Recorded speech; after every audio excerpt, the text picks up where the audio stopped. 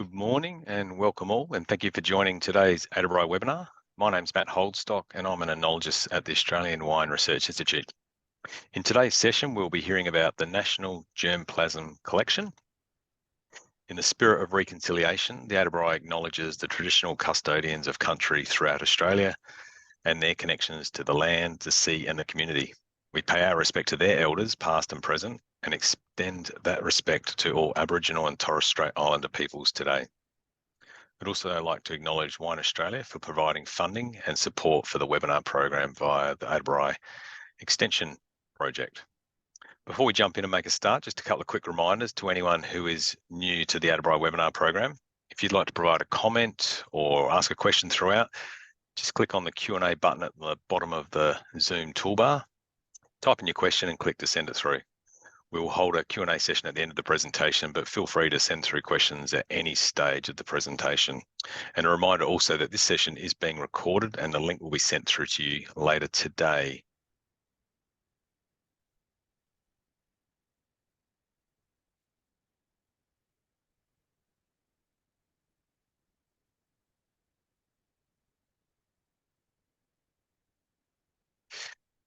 We'd also like to collect data on your knowledge of the topic today. So you should see two short questions on a survey pop up onto your screen asking you a couple of questions on the knowledge of today's topic. So if you could please rate your knowledge on these two questions on a scale between 0 and 10, with 0 being nothing and 10 being an expert, that would be fantastic.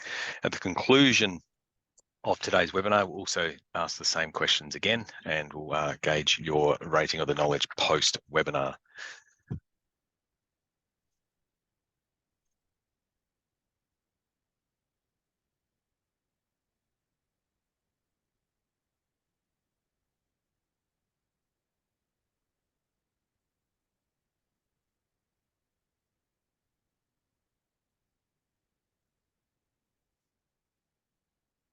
For anyone who's just joined, welcome. Today's webinar topic is the National Germplasm Collection, and it's a great pleasure to welcome Nick Dry from Foundation Viticulture today.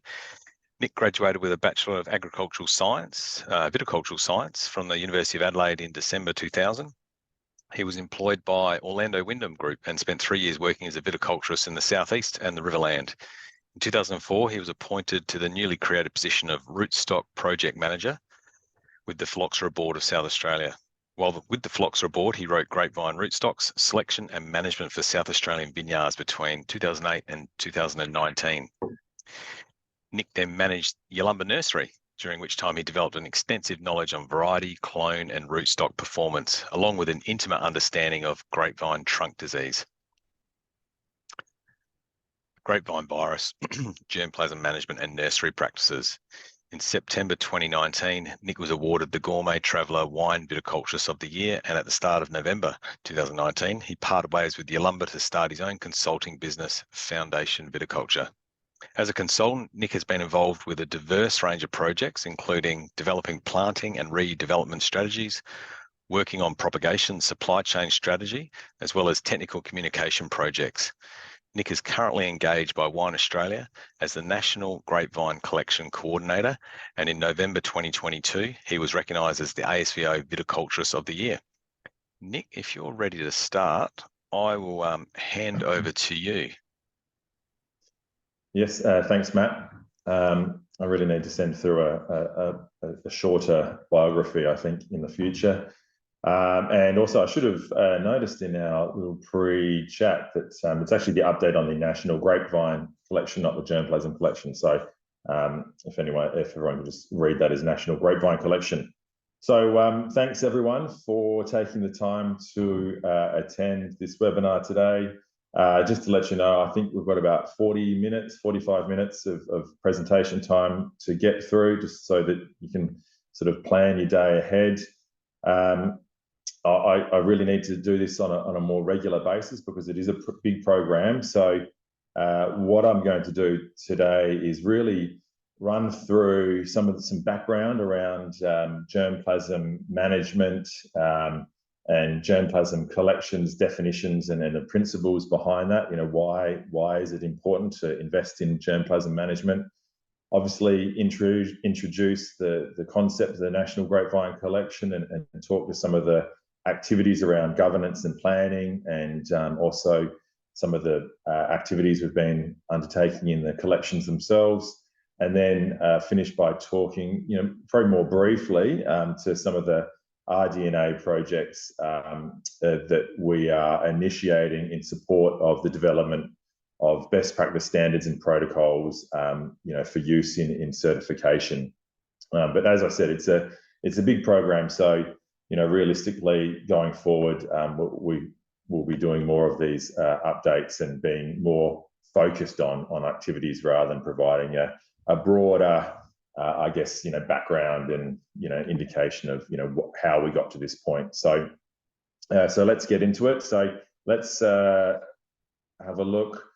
So the National Grapevine Collection project is a collaborative program committed to investing in Australia's grapevine germplasm, committed to supporting the propagation supply chain, and ultimately meeting the following objectives that were developed with input from stakeholders. So, we want to protect and preserve Australia's grapevine genetic resources, facilitate and promote the supply of healthy Trita-type grapevine planting material, and support propagation supply chain activities that build and strengthen sector resilience.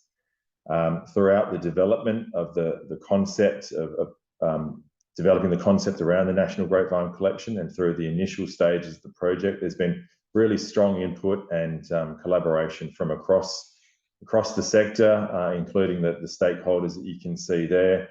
And we have national leadership and funding provided by Wine Australia. And I'd really like to thank the stakeholders and the collaborative organisations for the work that they've put in. And again, it's a really important project, and we certainly wouldn't be at this point in time without that additional work. Before I want to get into the nuts and bolts of the program, I want to take a step back and talk to some of the broader concepts associated with germplasm and germplasm management, so that you've got a good understanding of how we got to this point and why we're investing. So there's a number of different ways of defining germplasm, and there's overlapping definitions depending on the crop type. But I think the best way to think about germplasm is that it's the genetic library of a cultivated crop. And so in the case of viticulture, it accounts for all the varieties and the clones and the rootstocks that have been selected, along with unselected wild types. And within each crop type, and depending on whether it's an annual or a perennial crop, there's different types of germplasm collections with different roles and functions and different entry requirements based on health and identity verification. Typically, these different collections have different roles and functions, and they're interlinked and coordinated in such a way as to meet program objectives that are set by the collection governing body. And I'll keep talking to this concept of germplasm management being around interlinked, coordinated collections. That'll be a recurring theme throughout this presentation. So why do countries and organisations invest in germplasm management or gene banks? So there's a bit of a misnomer. I think that germplasm collections are static, non-dynamic, and just for storing materials away for a rainy day as an insurance policy for when catastrophic events strike, like pest or pathogen outbreaks or environmental stresses. And don't get me wrong, this is a really good reason why countries do invest, and we only need to look at the Svalbard seed bank facility in Norway to understand the importance of keeping material locked away in a safe place for a rainy day. But I think it's really important in the context of what we're talking about to think about germplasm collections or the management of germplasm as an active and exciting activity, or germplasm collections as an active or exciting resource, which forms the basis of critical functions or activities associated with things like variety breeding, sanitation or virus elimination, prospecting and selection of new clones, evaluation of varieties and clones, and importation of new genetics. So if you just take a moment to think about your own vineyard, or perhaps the vineyards from which you source your grapes from, in almost every instance, you can trace this back to a collection of some sort. And even if you've got heritage material imported by, say, Busby, ultimately, this all can be sourced from a collection. So everything that we do, all the planting material, almost all of it, we can trace back to collections. So collections play a really critical function at the trailhead of the value chain.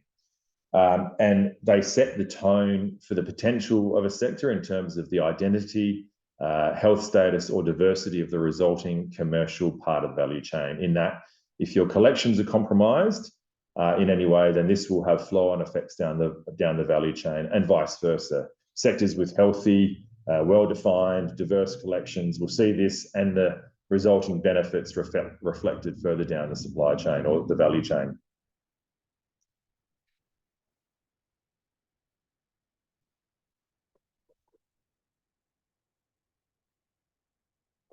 So specifically to the Australian grape and wine sector, we think about investments in collections providing the following benefits. You can all read, so I'm not necessarily going to read them all out. I'll just point to a couple. So quicker access to best available material in the event of a major planting requirement, preservation of heritage and unique varieties and clones for future generations, and that's something I'll speak to later. A higher overall standard of planting material used in Australia, used in Australian vineyards, including health status and performance characteristics. So this is why in Australia we are investing in germplasm management in viticulture. So when we're developing concepts around germplasm management, we're not just kind of plucking ideas out of the sky. There's some really well-defined concepts and principles that we are working towards. So these are some of the general principles from the literature that we've used to help develop concepts around germplasm management within the National Grapevine Collection. So ensuring security, in particular use of duplication and complementary ex situ storage. So ex situ storage is when we're storing outside of the field, so in places like tissue culture or cryopreservation. Ensuring availability. So this is around making sure that material is healthy and that is through the management of collections, we're following standards and regulations. Maintaining genetic integrity and diversity. So actively funding collections to make sure that they remain health in the more physical term of keeping material viable. Providing information. So this is a really important part. So making sure that sitting behind an accession or a genotype or cultivar in a collection, we have accessible information around its health and identity status, normally through a passport, but also some information around the agronomic attributes of that particular cultivar. And then the final germplasm principle is through the acquisition and introduction of new accessions and cultivars. So that's importation of new genetics to meet critical industry needs. So these are some of the general principles that we work towards, and these can be found in the literature such as the one on my left. Hopefully it's your left, with the technical guidelines for management of field and in vitro germplasm collections. This is one of many publications out there that if you're into this sort of thing, you should have a read. There's some really interesting notions in there.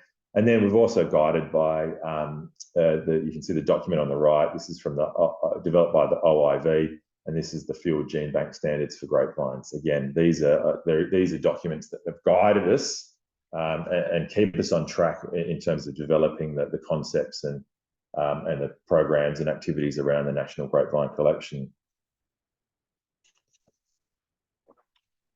So now that we've gone through some of the theory and the background, we can move on to talking about what we're doing with the National Grapevine Collection.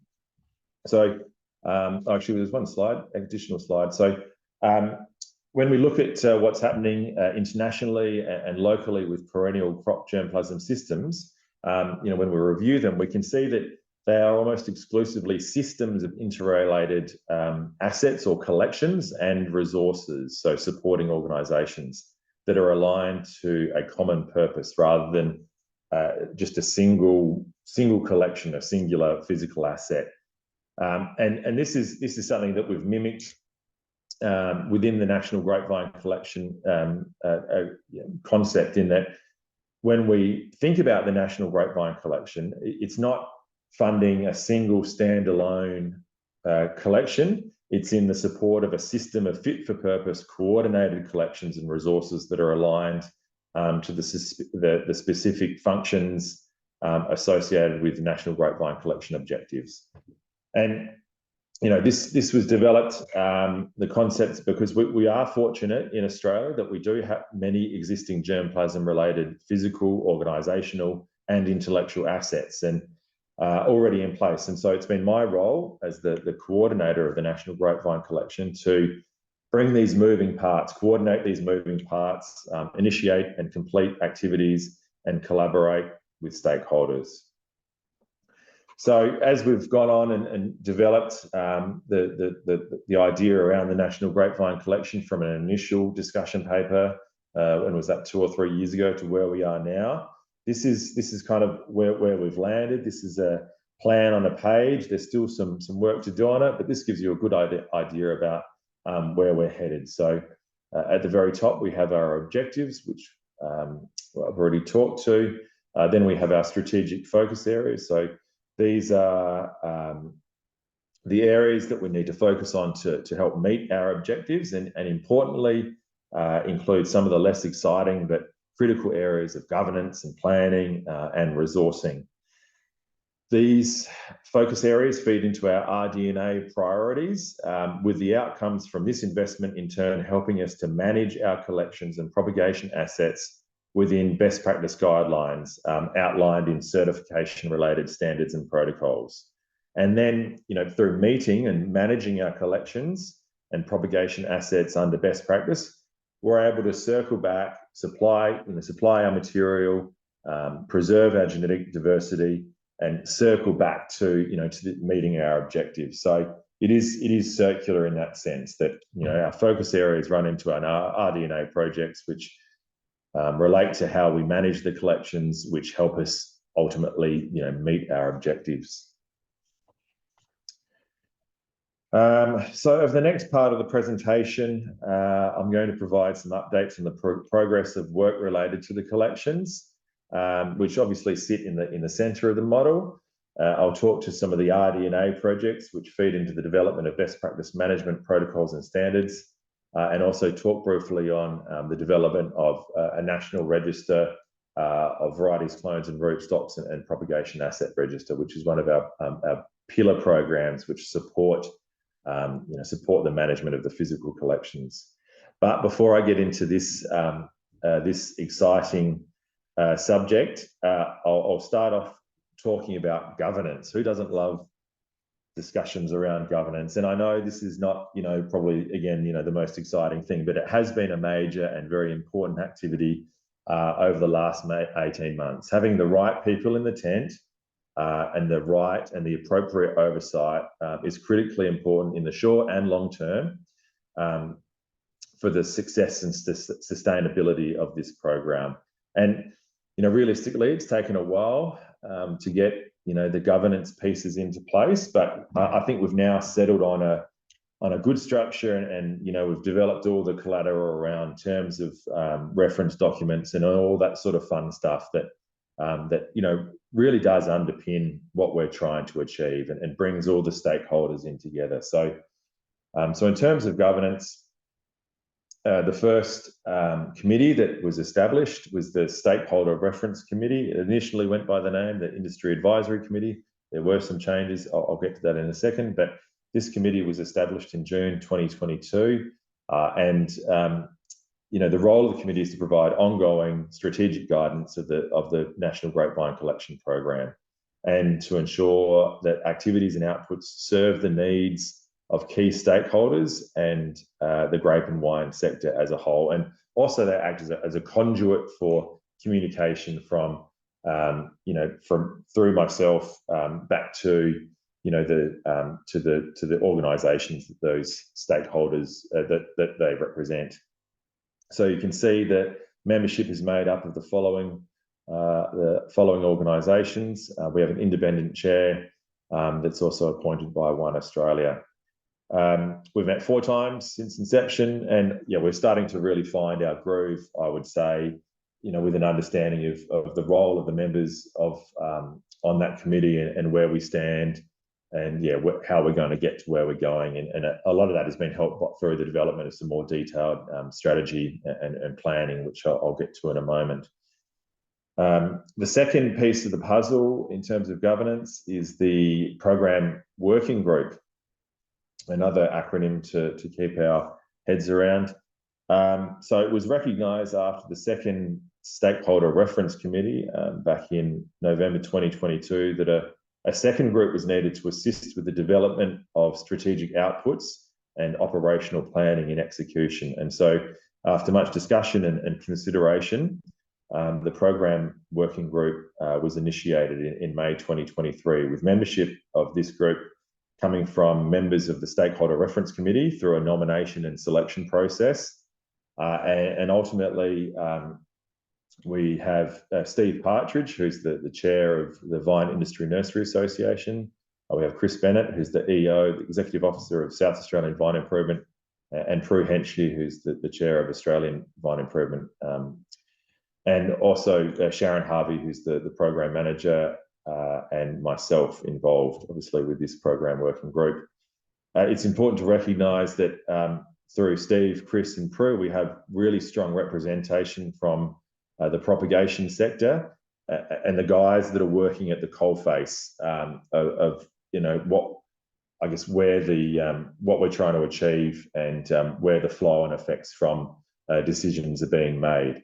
And further to that, those 3 individuals have incredible experience and also expertise and respect as well throughout the industry. So having them involved is massively helpful for what it is that we're trying to achieve, and we really thank them for the additional time that they're putting into the program.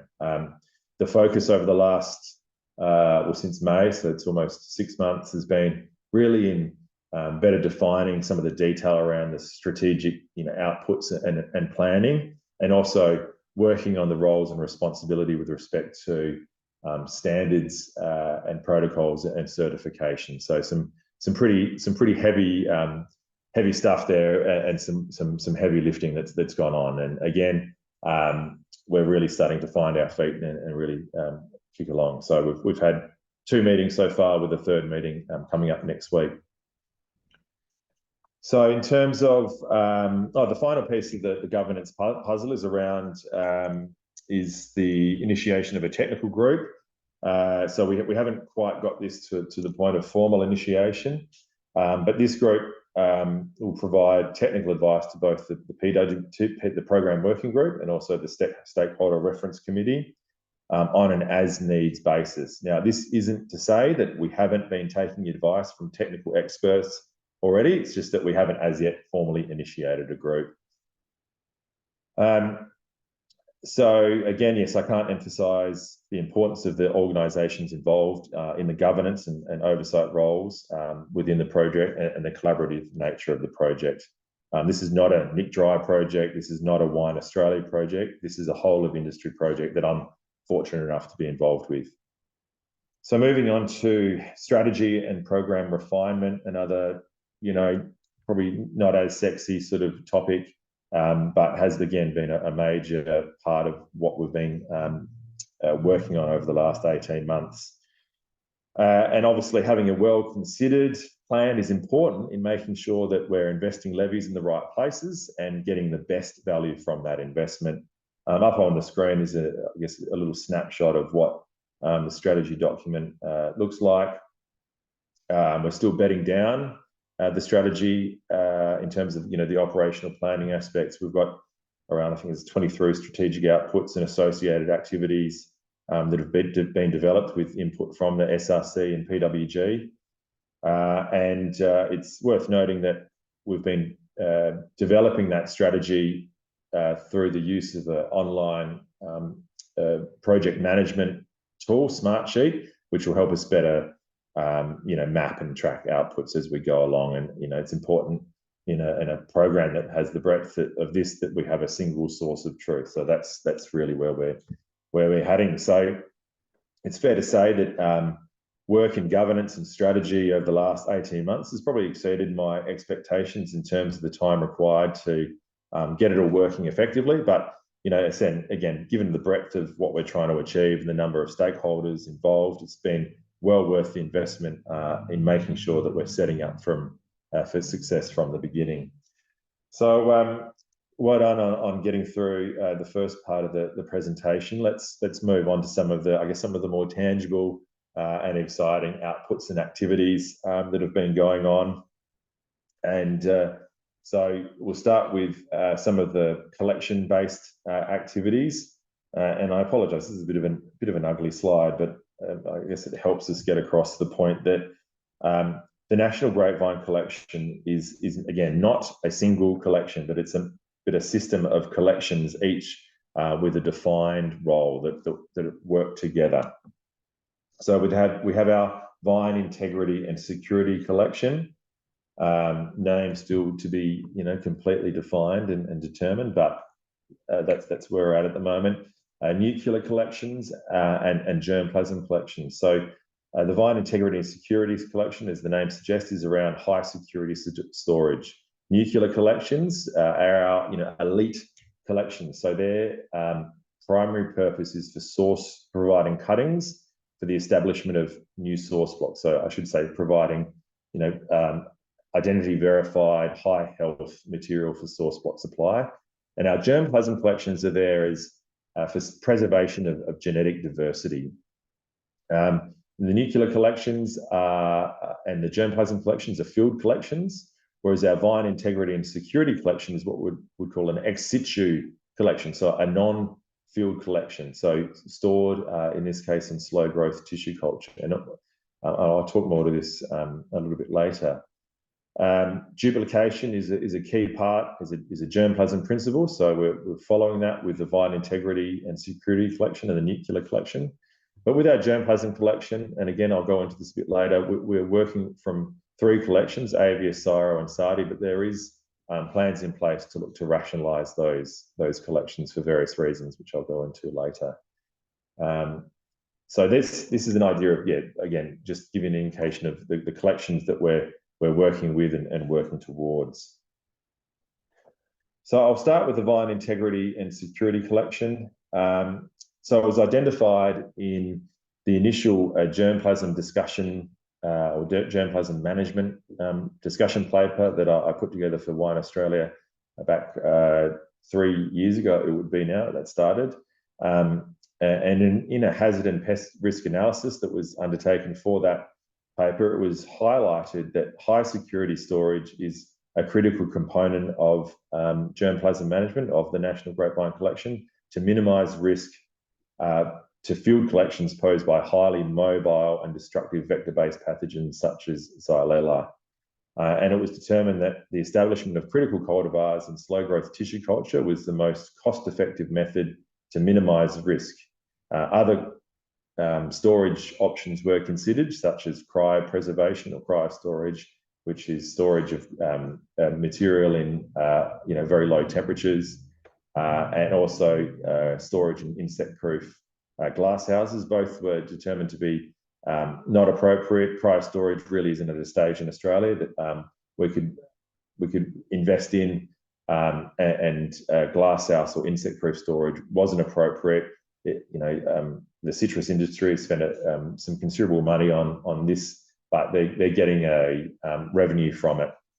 Whereas I think with what we're looking to achieve, the slow growth tissue culture storage is certainly more appropriate. So we're looking to duplicate this collection to spread risk, again acknowledging germplasm principles, with each collection initially consisting of up to 25 cultivars made up of 5 grapevine rootstock varieties and 20 sign varieties. These selections will be determined by analysing planting trends and through talking with key planting material decision makers and the propagation sector. There's also the potential for this collection in the long term to hold material from private organisations made from their own selections. So this is an active project. Funding was endorsed by the SRC in a meeting in November 2022.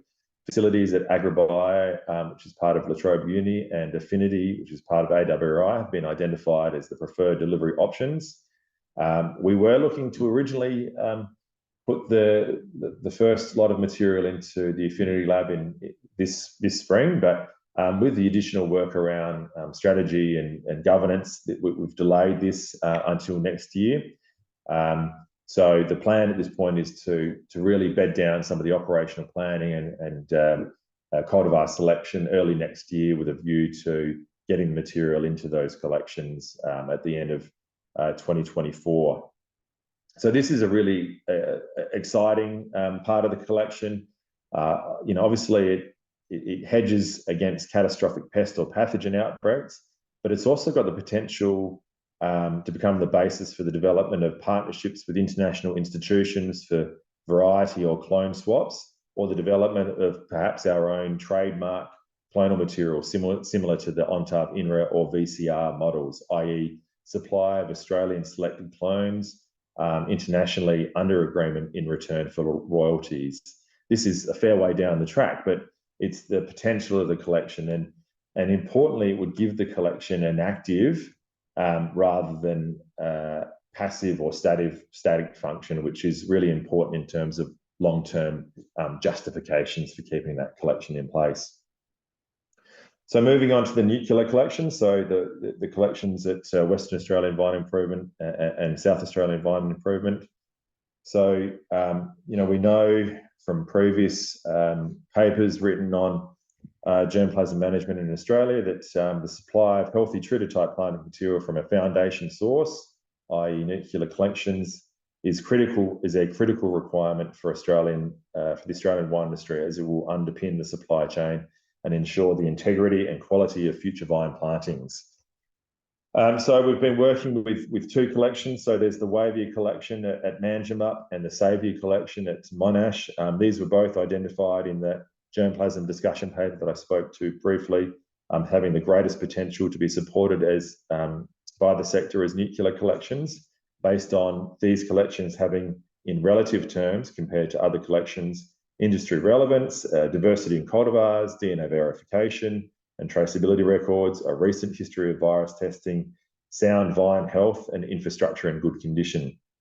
For risk management, it's important to recognise, and you see here on this map, that there is some reasonable geographic isolation from one another. And this is important, especially when we consider that most of the grapevine collections or germplasm collections in Australia are located along the River Murray or within the Murray-Darling Basin. And so having the Wavia collection situated all those thousands of kilometres away in Western Australia, supporting this collection is a really important part of risk management. So just a bit more background information. The Wavia collection is administered by Western Australian Vine Improvement on land owned by Western Australia Department of Primary Industry Resources and DPIRD. Let's just call it DPIRD, sorry, I haven't nailed that acronym. But WA DPIRD provides support to the collection through vineyard management and sampling costs, and the collection contains just under 200 cultivars or accessions. The South Australian Vine Improvement collection is administered by Saviour, South Australian Vine Improvement, on land leased by Riverland Vine Improvement, and this collection contains around 460 cultivars or accessions. It's really important to recognise that these collections are not run for profit and probably run at a loss, and that the maintenance of these collections is done as a service to industry. And so we must acknowledge the support of Saviour and Wavia and WA DPIRD for these services. And without these collections, we would lose access to genetic diversity, but also high health material as the starting point for the value chain. And so obviously within the National Grapevine Collection and through Wine Australia, we've acknowledged this, and we're looking to support these collections to take away some of the financial burden. And while we're still working through longer term plans for support, the initial focus for investment in these collections has been around virus surveillance. And then once we've got through virus surveillance, we'll start to shift to genetic identity verification, and then we'll start looking at procedural upgrades. So just as a reminder, the role of these two collections is to supply high health, genetically verified cuttings to support source block establishment. So the activities that we've been undertaking, yes, as I said, are around virus surveillance. So we've supported virus surveillance in the Western Australian, in the Wavy collection. Through this, we actually discovered red blotch virus, which was previously an exotic virus, and this led to a whole range of activities that, as the National Grapevine Collection Coordinator, I've been involved with. That is a presentation for another day. We've also supported the full survey of the Savia collection as well, with a view to removing economically damaging virus types. So we've invested through Wine Australia around $30,000 in virus sampling, and that's also on top of the investment from Savia, Wavia, WA Deferred, and also Vine Health Australia have been involved in that virus survey. So as I said, the next plan activities for these two collections is around genetic verification, which will occur from this point on for the next 12 months. So the next lot of collections that make up part of the National Grapevine Collection are the what we refer to as the germplasm collection. So this is not coming up. So we have 3 collections within this. We've got Avia, Siro, and the Sardi collections. So again, the role of these collections is in preservation of genetic diversity. But when we think about genetic diversity, we need to keep in mind that there's no point in just holding on to material for the sake of it. In germplasm talk, we think about genotypes being categorized as having current value. So that's, immediate commercial value, varieties and clones that can be planted today to go into wines, tomorrow. Then we have genotypes of varieties of clones with future value. So we can think about future value as a climate change potential. And then we have option value, which is around selections for breeding. And then non-use value, which, as the label suggests, is cultivars or accessions or genotypes that really we can't attribute any particular use to.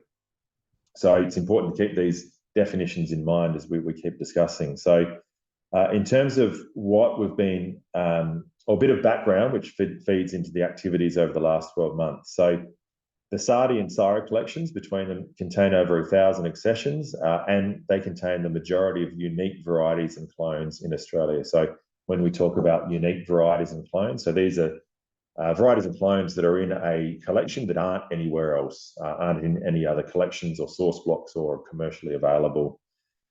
So these collections are diverse and very interesting in terms of, containing some really potentially interesting varieties and clones when it does come to climate change and breeding. But they also contain a lot of material that is of, non-value or non-use value.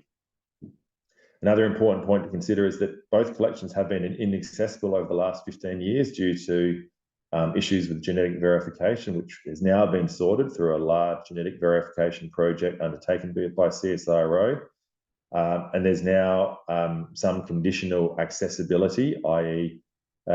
varieties and clones must be virus-free to come out of that collection, which adds some complications, but is important. And based on visual observations, and I'll get to some of the results soon, but based on visual observations, many of the varieties and clones in these collections do have virus. So the Sardi collection is coming to the end of its economic lifespan, and current maintenance of the Siro collection is based on Wine Australia contributions of $40,000 per annum. And with both of these collections, there's no guarantee of long-term access. So we need to factor this into our considerations and thinkings. We also have the Avia collection, which was established as an elite collection in the early 2000s, but has suffered from lack of resources over the last 10 years. And this collection, while not as diverse as the Sardi and CSIRO collection, does have benefits associated with opportunities for expansion. It's got reasonable infrastructure, and it is isolated from commercial vineyards. So this is the background information that is going into our thinking of how we're going to have ongoing management of these collections, and bearing in mind that the point is to preserve genetic diversity, but not necessarily for the sake of it. So what are we trying to do, and what have we done? And so the bigger picture is that we acknowledge the time limit on accessibility to the SARDI and CSIRO collection. We acknowledge the variable virus status. We acknowledge that there's costs, some reasonable costs associated with the virus elimination. So what we need to do is we need to come up with a rationalisation and management plan for these three collections. And as part of developing this plan, we've undertaken activities associated with identifying the priority cultivars from the SARDI and CSIRO collections, and then undertaking virus sampling of these priority cultivars. And we've also surveyed the AVIA collection in terms of virus, but also general health, so we can get an understanding of the role that this collection plays as part of this overall rationalisation and management plan. So the process around identifying the priority varieties and clones was a reasonable process. It wasn't just a matter of myself looking through the list. We did undertake a survey using a number of channels, really focused on trying to find the industry experts on, or those that had experience with alternative varieties or were interested in alternative or emerging varieties, which realistically is the bulk of what we're looking at. And also, in terms of the unique clones, so that's, potentially mainstream varieties, but clones that aren't currently available, really relied on trawling through the information available on, clonal trials and the selection process that went in, some early selection process, and relying on vine improvement experts such as John Whiting from Victoria and Mike McCarthy and Prue Henschke in identifying those unique clones that are should be considered as priorities. So we ended up with a list of 140. I think it was there's about 500 unique varieties and clones in the CSIRO and SARDI collection. We've been focusing on 140 to undertake the virus sampling of. The CSIRO collection, those varieties and clones in the CSIRO collection have been sampled and tested, but are yet to do the SARDI collection, which will come up this spring. So we've also gone through, or I went through and sampled the AV collection in May, which was a process in itself, and we've got the data from that. So again, the whole idea is to feed all of this data and all the limitations and considerations around accessibility, cost of virus elimination, and everything else into that final rationalisation and management plan, with a view to hopefully having that bedded down in early next year. But ultimately, what we're trying to do is get unique varieties and clones out to industry. But obviously that comes with a cost. So there's a few models I'm working on. One is around developing a crowd sharing model whereby individuals or organisations can purchase shares in eventual access to cuttings of those unique varieties and clones that have been through virus elimination and had source blocks established. So again, very much in the infant stages of development, but this is a potential way of getting material into the propagation supply chain and in the hands of commercial vineyard end users. So yeah, definitely watch this space there. So that's really all I want to talk to on the actual activities associated with the physical collections, and I'll finish off by talking on some of the work around the support of the initiation of rDNA projects in support of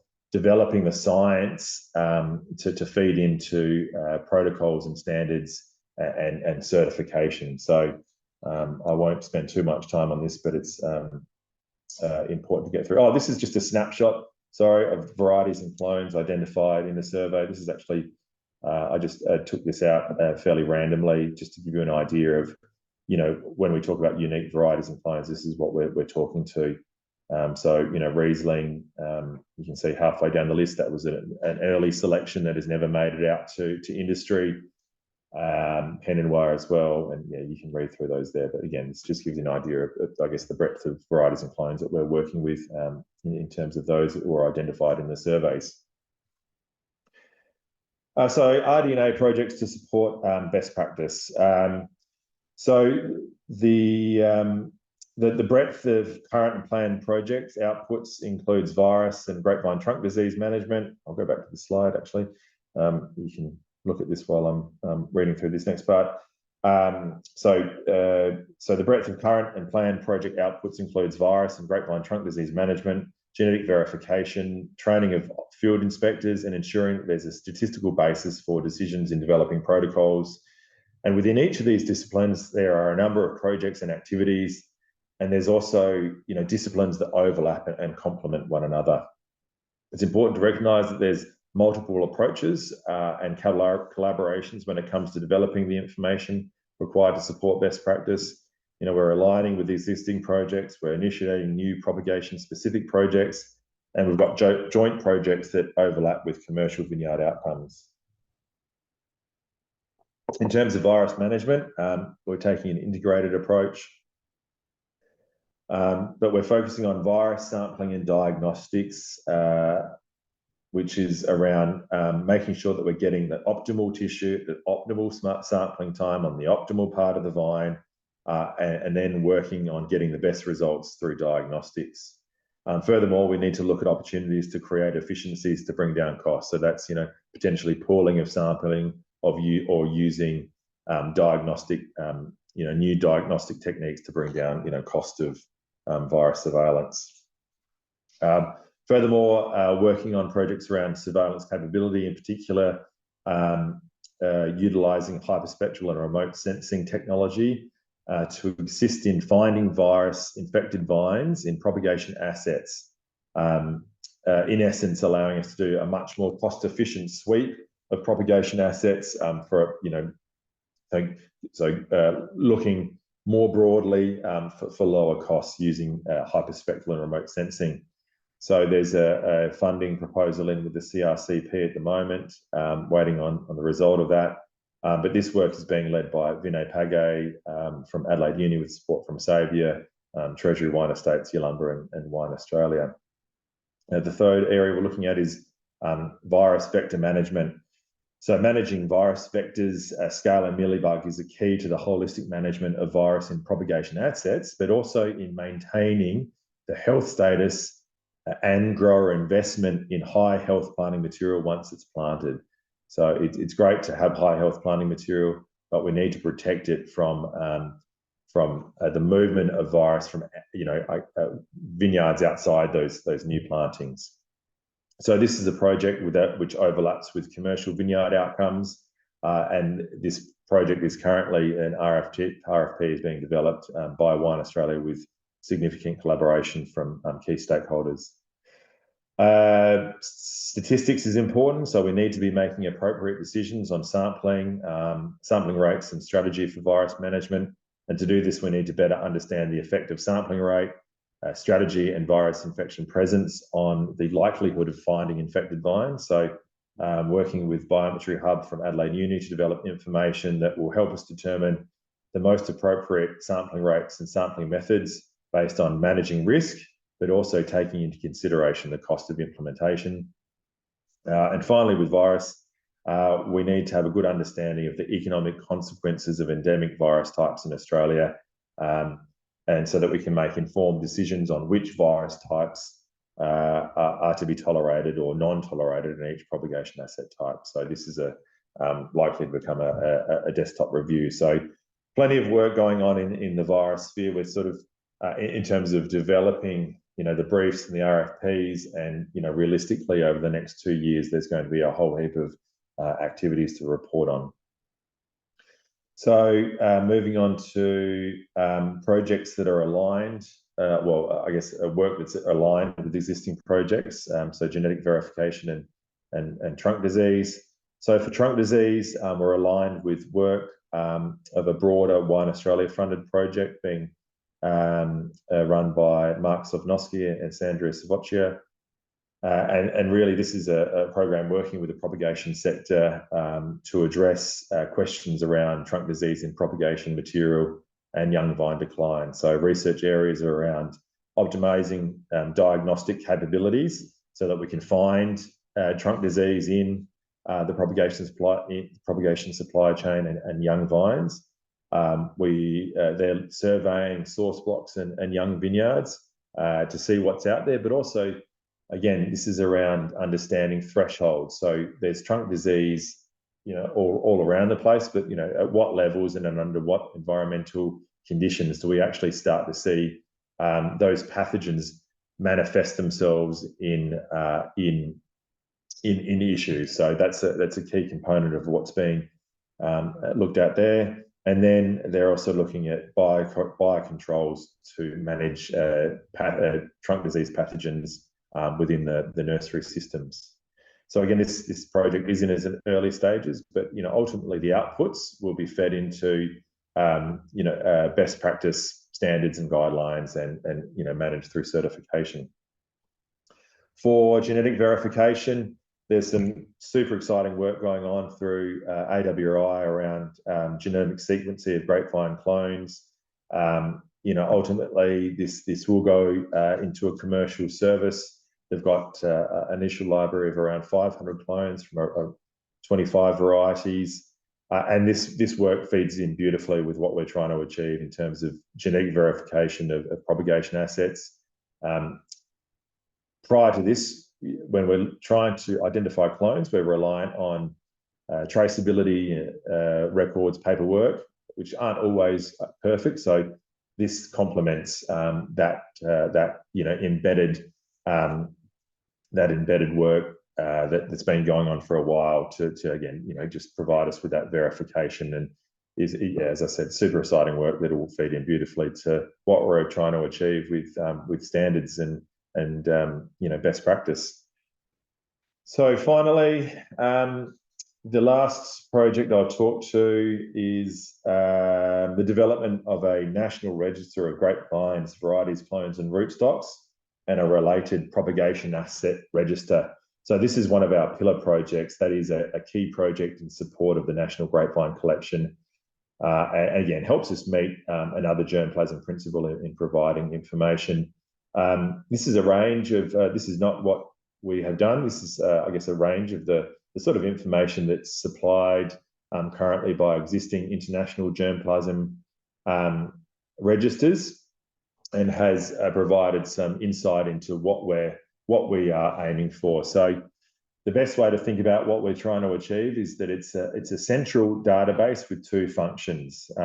Firstly, we have a public-facing function in the National Register of Grapevines, Varieties and Clones and Rootstocks, and this will be a web-based searchable function that will update the existing national paper register that's was realistically last published in 2006.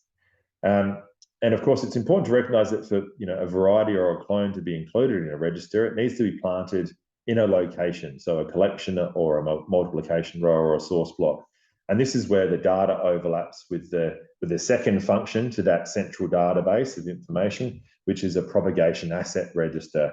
And this is an internal facing data storage and management tool for the propagation sector to assist with traceability, but also to verify, to hold data related to genetic verification and also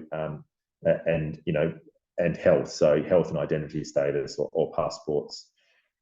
So from the outset, we should say that no organisation is going to be forced to include data in these registers. Once they're up and running, there will be security and permissions built into the registers, and that will determine who has access to which data and under what conditions.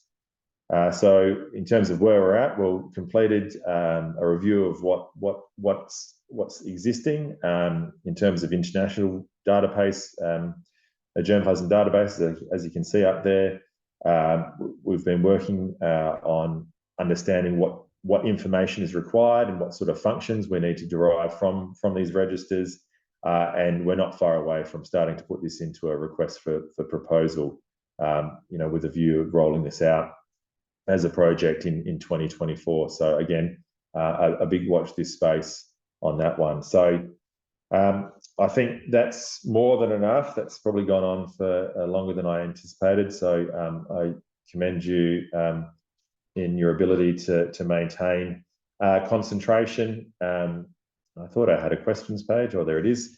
So yeah, very happy to take questions. And as I said, I'll make sure that we have a follow-up webinar that will really get down into some of the detail of the activities, sometime within this sort of next 6 to 9 months, and we'll have some follow-ups after that. So thanks very much. Thanks, Nick. That was great. Just like to remind everyone that if anyone's got a question, just on the toolbar at the bottom of your screen there's a Q&A button. So just click on that, type in a question and send it through. Nick, you can probably see it as well. There's a couple of so I'm not sure if it's a comment or a question that's come through. Yep. I'll just read them out. I think I understand that Australia DNA mapping profiling is continuing, ? Yes. And then it's next part of it is to better understand what we have and how it relates to DNA material around the world.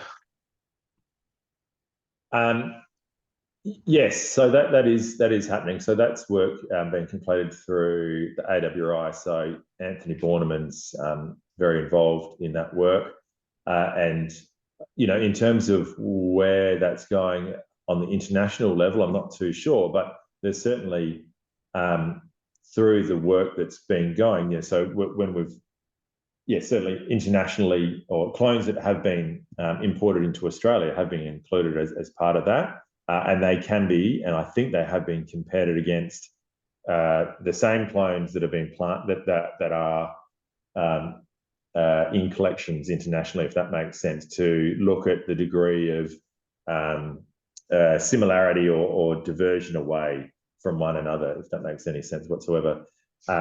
So I think, there's definitely the potential to use that work, internationally as well. It's amazing what's gone on. Okay, there's another one. Again, I'm not sure it's a comment, have a question. I'll read it out. And trying to leverage a commercial opportunity if we do have older, more authentic genetic material in Australia in some of our older vineyards, which we could resell back into the global markets? ? If demand is there? ? Yeah, definitely. I think there's some great potential, and I guess that when I think about that, that's where the vine integrity and security collection comes in. So essentially, there is the potential there with having varieties and clones stored in that really high integrity, high security collection that, ultimately we may be able to leverage that through the development of our own trademark clonal material in the same way that Ontav Inra or VCR in Italy has done. So essentially, supplying material overseas in return for royalties.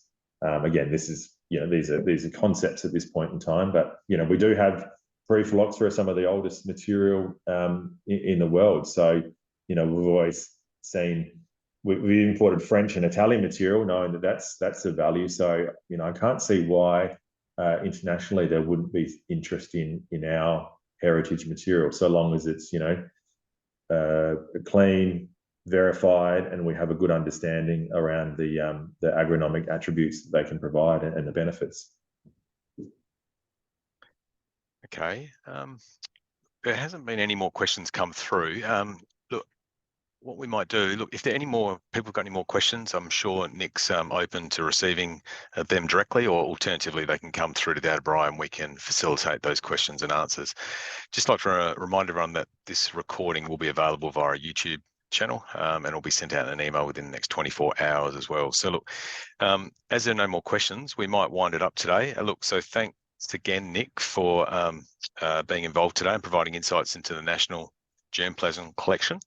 I'm sure everyone who attended got a lot out of today's session. I'd also like to thank the audience for logging in and taking part. And I'd like to remind you that always you will receive a link I mentioned before of this recorded presentation.